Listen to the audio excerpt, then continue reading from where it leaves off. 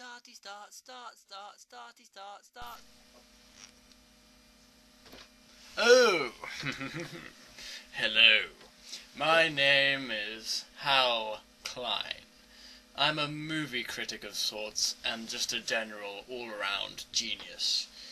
I'm here doing this video review of a film called Pirates of the Caribbean 3. That's PC3. Ultimately, this film has no real idea what it's talking about. In fact, several of the scenes are so utterly confusing that you do not quite know yourself what is going on.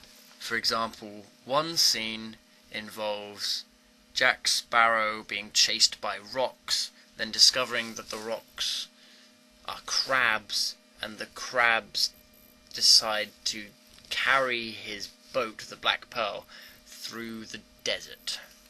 Other instances would be, for example, the evil god Calypso. Evil or good, no one really knows. The pirate goddess Calypso, big Jamaican lady from Pirates 2, she becomes massive and then bursts into crabs.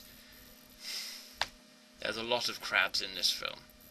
In fact, the three main audiences of this film, I would say, would be pirate enthusiasts, Johnny Depp enthusiasts, and crab enthusiasts. Going back on the Johnny Depp thing, if you love Johnny Depp, and if you're a girl, you do, end of. If you love Johnny Depp, you will love this movie. There is a lot of him. Literally. There is one scene in which there are thousands of him, all commanding one boat. Basically, it's just him as captain, with some more versions of him doing everything else that a pirate would do on a pirate boat. For example, pulling ropes, drinking, and having peanuts. Apparently there's a big thing with peanuts going on in this film, which seems to be probably quite symbolic. I don't know, I'm just a genius. I'm not that much of a symbolizer. In fact, one scene features Johnny Depp as a wood fish monster without a brain. Now, this leads to some questions. The main question, of course, being, what the fuck is going on? For the whole of this Dead Man's Davy Jones's locker thingy, the most of it is just us going, why the fuck is he being chased by crabs in a desert? This question is not really answered properly. The crabs just decide to help him.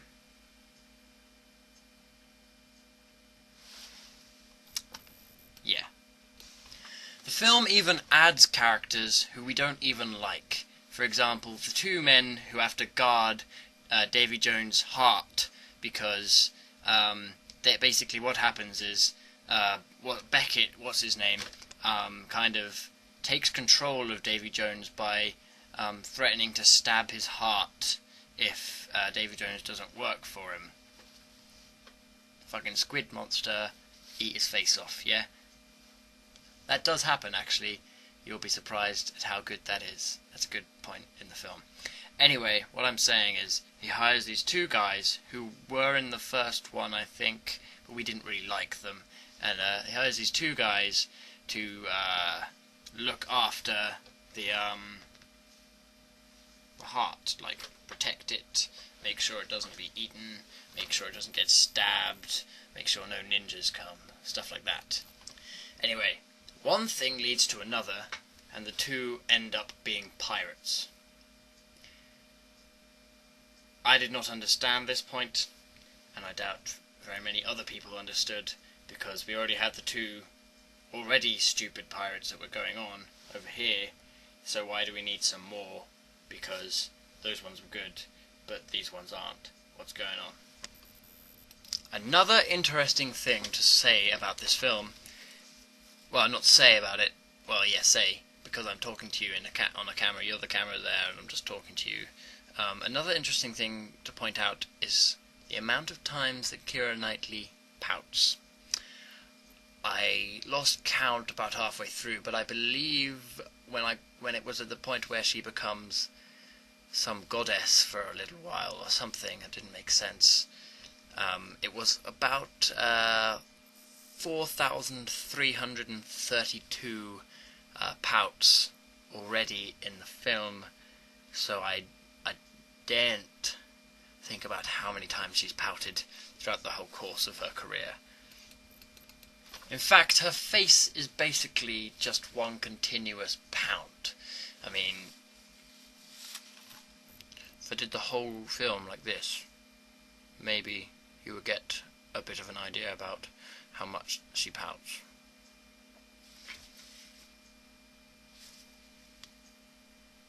I'm Keira Knightley.